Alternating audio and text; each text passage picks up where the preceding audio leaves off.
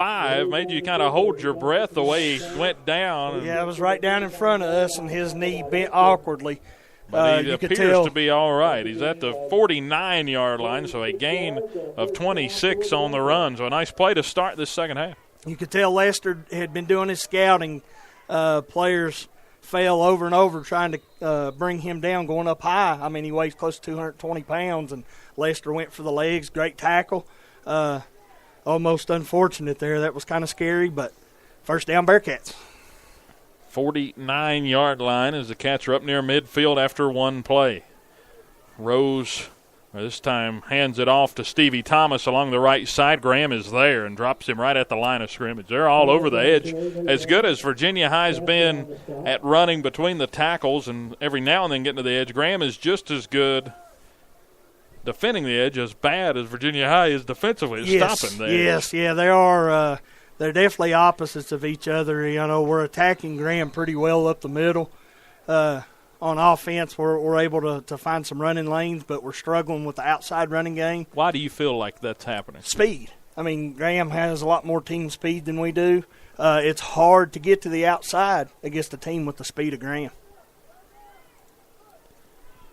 21-6, Graham leading. Cats with a little miscommunication there on the play. Rose breaks a tackle, gets out past the 50, 45, 40, down the sideline, down to the 35. Rose says, Cam isn't the only one who can make plays that are busts. I'll make one, and Rose picks up 15 and gets a first down. Yeah, that right there, that's an athlete making a play, Dylan. We talked about it with Cam a number of times in the first half. It was a bobbled snap, and Aaron just made a play there. And a first down brought to you by BSN Sports in Bristol. The second such first down run for the Bearcats here in the third quarter. And this thing's going about how you would want coming out of the locker room if you're the Cats. You got the ball and you're driving it. You're at the Graham 35-yard line, just about 3 or 4 plays into this third quarter. 10:30 on the clock. 21-6, Graham leading here in the third. Rose will Another be cut snap off that time as but Ratcliffe bobbles the snap, goes forward, though, and picks up 2 yards on a play where he might. Yeah, anytime something like that happens, if you get positive yardage, you call that a win because, like I said, this is a timing-based offense, and when the timing's thrown off, if you go forward, that's a good thing. Second down and 8 coming up for the Bearcats as they break the huddle here. I'd like to see a little bit more of that screen pass you talked about. Yeah, we were talking about that at half. A big success there. There was no Graham defender in the picture. This time a high snap. Rose has to field it and comes down. And when he hands it off, the Graham defense is in the backfield. 5 or 6 G-men are there to swallow up Michael Bradley. And it is a 4-yard loss. Third down and 14. Yeah, again, like I said, timing-based offense, if everything doesn't work right, that's exactly what happens most of the time. And Aaron had to jump to get the snap to corral it and just threw off the timing of the play, and Graham made him pay. Third down and 14. Bearcats at the Graham 38-yard line, working right to left here to start this second half. Rose and Ratcliffe. Rose goes play action, has a man down the field, and it's Bizzell. It hits his hands, but he can't hold on. On the coverage that time was Christopher Chenault. He's been a part of a couple of breakups here in the ball game. It'll bring up fourth down and 13 as the Bearcat offense is still on the field here for this fourth and long. And yeah, it looks like they've changed their mind. They're going to pivot back to the punt team. Yeah, I like this decision here. I mean, they were able to get a couple first downs, chew up some time. Now they can pin Graham back deep, hopefully, and see if they can't force Graham into another mistake. Ratcliffe will punt from the 50-yard line as the ball's sitting at the 38. Snap is slow, and it's a little low. Ratcliffe has to lean over to get it. It's fielded at the 10-yard line by number 10, Cam Allen, up past the 20, 25, 30 on the other side, near side. and he goes out of bounds at the 34. So a nice return by Allen of about 25 yards. Yeah, I'm not sure that's the guy you really want to kick it to in that situation. With Graham having two return men back there, I'd probably want to keep the ball out of his hands, but, that happens sometimes, and now it's time for the Bearcat defense to come out and make a play. Yeah, Allen, you almost can't avoid him, though. He just kind of sneaks around back there on the punt. He doesn't stay still. Yeah, that is true. He moves around pre-punt. Yeah, he's a competitor. He wants the ball in his hand every opportunity he can. And as a punter, you almost have to keep an eye on him as you're getting ready to punt, just to see which direction he's floating. Yeah. Trips to the left side for Allen and company here as they start at their own 35 with 8:47 to go here in the third. Allen dropping back plenty of time. They're spying on him as Gobble comes in and misses a tackle and sacked back for a loss of 2 yards. Big Dante closing down on the quick Cam Allen. Just nowhere to throw it. Good coverage. Great coverage by the Bearcat secondary. And really that's the way the secondary's been all year, Dylan. The trouble the Bearcat defense has had throughout the year has been containing the outside run and the secondary having to come up and make tackles. But as far as pass coverage goes, they have been world beaters all season long. So a 2-yard loss makes it second down and 12 for the G-Man. As again, we're in the third quarter of this Saturday edition of VHSL football. They run the slant route inside, and he just throws it straight into the turf. Intended for Isaiah Justice, the junior.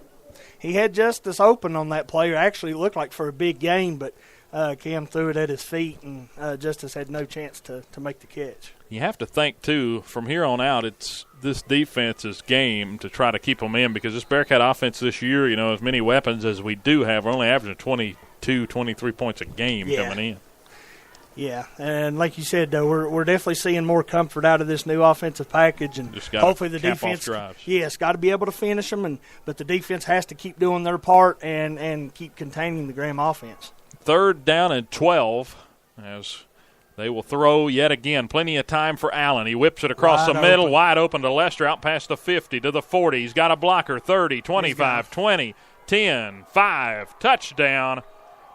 G-Man, big play there, 67-yard touchdown pass, and the big plays continue for Graham as they take a 27-6 lead. Yeah, and Cam had all day in the pocket right there. The Bearcats weren't able to put any pressure on him. And eventually even the best secondaries break down after a while. And Lester did a good job of running her out and getting open for Cam. Cam found him and put 6 more on the board. Dales is on for the extra point here to try to get it to 28-6. Snap is a bit low. Cats get some pressure. The kick up and good. So Allen to Lester from 67 yards out makes it 28-6 in favor of the Graham G-Man here in the third quarter with 7:43 to go in the third. As another big play by Graham of over 60 yards. Yeah, and if you're the Bearcats right now, it's still a ball game. As an underdog, you would like to see a little help from special teams right here. A big play. To get you back in it, to erase the score that Graham just had. We do have some very capable returners back deep here for the Bearcats. Let's see if they can't work some magic here and help the offense out a little bit. You also have to start thinking about depth at this point with the Bearcats having to run, of course, both sides of the football, basically 10 now. Basically the whole 11 was on the field the whole time without Jamie. Jamie was the one who didn't play defense that came in. But now, the linebackers stayed the same, and everything kind of sticks as they'll do a little squib kick down inside the 10. Davidson fields it at the 9-yard line. Returnable, takes it up past the 20, tries to cut back in, and he's dropped back at the 17. So Davidson maybe should have taken that first gap he had. Instead, he tried to cut it out to the left where there was a hole, but it shrunk down quickly, and he's dropped at the 17-yard line where it'll be Bearcat football, first down and 10. Yeah, Graham contained in there, did a good job of staying in their lanes and not coming down inside, and was able to make a good tackle. Late in the third quarter in college football, West Virginia 40, TCU. Bearcats with the football yet again. You got to think have to get on the board here. 7:36 to go, third quarter, trailing by 22. Yeah, you definitely No more got to of put this some. time killing. That's it. Got to put some points on the board right now. You got to score some points right now if you're the Bearcats, and not let this thing get further out of hand. The snap a bit high. Rose keeps, runs in between the tackles, and takes a big hit at around the 21-yard line. Nice run, though, by Rose. Yep. Up through the middle. Yep, still went forward, and the defender bounced off of him. That's what you want if you're a runner. If you're going down, you want to be falling forward. That seems to be the case usually with when Aaron has a rock. 2nd down and 6 coming up after the 4-yard run by Rose. And if you're just tuning in, Rose has been primarily the quarterback. He and Ratcliffe, I guess, arguably could share those duties, but Rose has taken the majority of the snaps. In case you're wondering why I'm saying that, is they're basically standing overlapping each other partially, and one of them will take the snap. This time Rose takes a snap. They hand off Thomas off the right side. Thomas slips out of one tackle, loses the football, and he recovers it inside the 15 at the 14-yard line. And, Stevie, we've seen that become an issue here and there this year, but it's been a few weeks since he's coughed one up. I know John Battle, he had a fumble in, and he had a punt return fumble early in the year, too. Yeah. But that one, a big spot on a 2nd down and 6. It'll send it back, and now it's 3rd down and 13. Yeah, that's a huge loss right there after a positive gain on 1st down. Really has been the story all season with the Bearcats. There's been plenty of examples of positive gains on 1st down and then something bad happening on 2nd down to put us behind the chains. So let's see if they can pull something out here. 3rd and 13, Ratcliffe and Rose. They put Thomas in motion from left to right and run straight up the middle with Rose. And nothing that time as he goes for a loss. Or actually, that was Ratcliffe straight up the middle, and he dropped for a loss of a yard. 4th down and 14 coming up, and the punt team back on the field for the Bearcats. Yeah, that was just from the start, the Graham defensive front won that battle and was in the backfield, and Colton really had no place to go once he took the snap. Cam Allen back deep to return.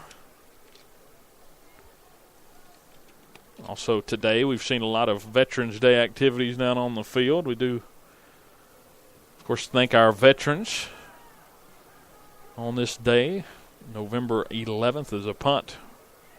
November 10th, that is. The punt is picked up and fumbled by Allen, and the Cats say they have it, but do they? We're waiting on the sign. No sign yet. That's a midfield strike. Bearcat players, of course, pointing that they have the football. Graham saying they recovered, and they're saying Graham football. And Coach Chris yet again fired up at the referees. And Chris, a penalty. Yeah, has got a penalty, so that's 15 yards going to be coming. I'm not sure he even left the sideline, but they are giving him a sideline infraction. Chris is back behind the white line now, still telling the refs. Okay, it's so just a warning. Yeah, it was a sideline warning versus a unsportsmanlike penalty. But again, before all that excitement, again, Veterans Day. Yes, Veterans Day. Yeah, thank you to everyone. And there's the flag. And another flag. Yeah. So Coach Chris still evidently didn't get his point across, so he's going to go back out and try to get a little bit more. I think he's still, that fumble earlier, and then this. So he's getting unsportsmanlike conduct. That's 15 yards. That'll put Graham inside the 40 at the 35-yard line. Yeah, that hurts. That's 15-yard penalty. It'll be 1st and 10 for the G-men. And Chris still out at the numbers talking to the referee. Yeah, he's still going at it. Of course, that was a possession you could have stole there. 28-6 the score. And now Graham at the 35. You got to think one more score, and they can about bury this game. Yeah. Yeah, we're on the borderline here. Another score, and the run-heavy offense for the Bearcats probably wouldn't help them out very much. And Coach Chris just so mad, he's just walking up and down the sideline trying to stay as far away from the ref as possible. As they'll hand it off the right side. This time it's Reed. And he gets a 4-yard gain. Make it 3.